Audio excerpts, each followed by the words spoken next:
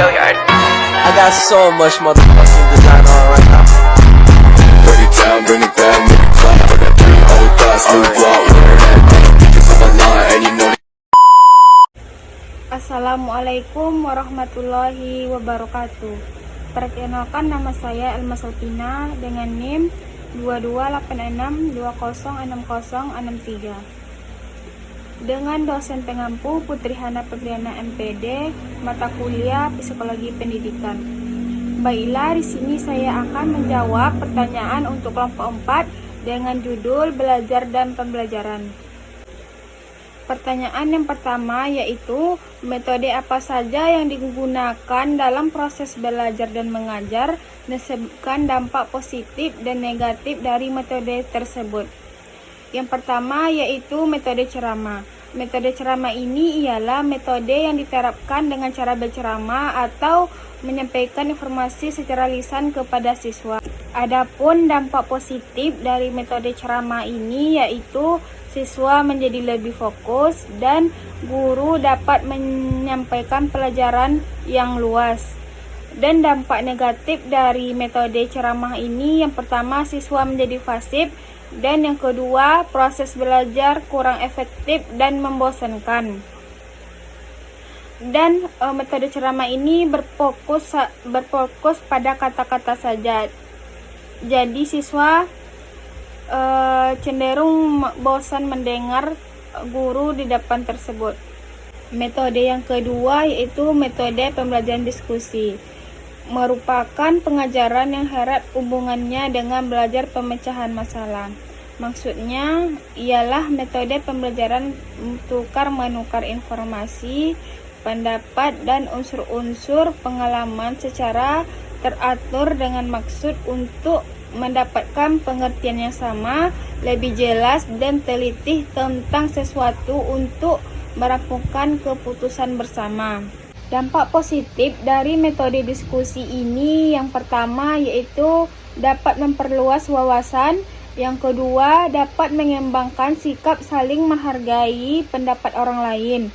Dan adapun dampak negatif dari metode diskusi ini yaitu membutuhkan waktu yang panjang. Yang kedua, peserta mendapat informasi secara terbatas. Selanjutnya, metode tanya jawab. Maksud dari metode tanya jawab yaitu mengajar yang memungkinkan terjadinya komunikasi secara langsung, sebab pada saat yang sama terjadi dialog antara guru dan siswa. Adapun dampak positif dari metode tanya jawab ini, yang pertama merangsang siswa untuk melatih dan mengembangkan daya pikir termasuk daya ingatan. Yang kedua, mengembangkan keberanian dan keterampilan dalam menjawab dan menyampaikan pendapat. Dan adapun dampak negatif dari metode tanya jawab ini yaitu, yang pertama kurangnya waktu untuk memberikan pertanyaan kepada seluruh siswa. Yang kedua, sering membuang banyak waktu. Selanjutnya, metode demonstrasi. Metode demonstrasi yaitu metode mengajar yang sangat efektif, sebab membantu para siswa mencari jawaban dengan usaha sendiri berdasarkan fakta yang benar. Adapun dampak positif dari metode demonstrasi ini yaitu siswa lebih mudah memahami apa yang dipelajari. Yang kedua, proses pengajaran ini lebih menarik.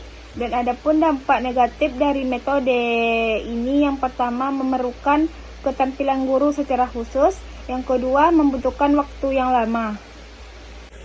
Pertanyaan yang kedua yaitu bagaimana hubungan antara belajar dan pembelajaran. Jadi, belajar dan pembelajaran ini merupakan dua konsep yang saling berhubungan dan tidak dapat dipisahkan. Keduanya merupakan aktivitas utama di dalam pendidikan. Belajar dimaknai sebagai proses perubahan perilaku individu dengan lingkungan. Dan pembelajaran ini dimaknai pula sebagai interaksi peserta didik dengan pendidik dan sumber belajar dalam suatu lingkungan belajar.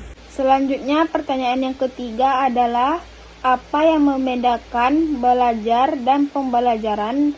dan bagaimana hubungannya. Jadi belajar adalah suatu proses yang dilakukan setiap individu untuk mendapatkan perubahan tingkah laku baik dalam bentuk pengetahuan, keterampilan, sikap, dan nilai positif sebagai suatu pengalaman dari berbagai materi yang diajarkan. Sedangkan pembelajaran ini ialah proses interaksi peserta didik dengan pendidik dan sumber belajar pada suatu lingkungan belajar. Dengan kata lain, pembelajaran adalah proses untuk membantu peserta didik agar dapat belajar dengan baik. Pertanyaan yang keempat adalah, apakah tempat tinggal siswa ada pengaruh pada kegiatan belajar dan bagaimana cara mengatasi hambatan dari lingkungan sekitar tersebut?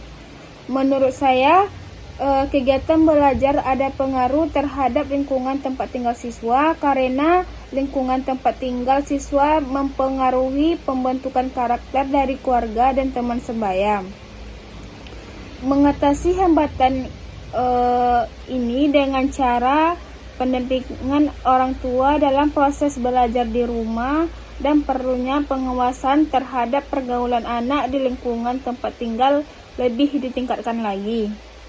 Pertanyaan yang kelima adalah, jelaskan hal apa saja yang harus dilakukan agar pembelajaran dapat berjalan dengan baik dan benar. Yang pertama, guru harus konsisten dengan waktu pembelajaran. Maksud dari konsisten ini ialah guru tidak boleh datang terlambat masuk kelas, tidak boleh menggantikan atau menukar jam pelajaran secara mendadak. Yang kedua, berikan materi sesuai dengan silabus dan RPP. Yang ketiga, pemilihan metode atau model pembelajaran kerja kelompok. Maksudnya, metode atau model pembelajaran yang digunakan harus sesuai dengan materi yang akan disampaikan. Misalnya, materi yang padat yang banyak penjelasan tidaklah pantas menggunakan metode ceramah. Akan sangat membosankan pada siswa yang hanya memandang guru di depan kelas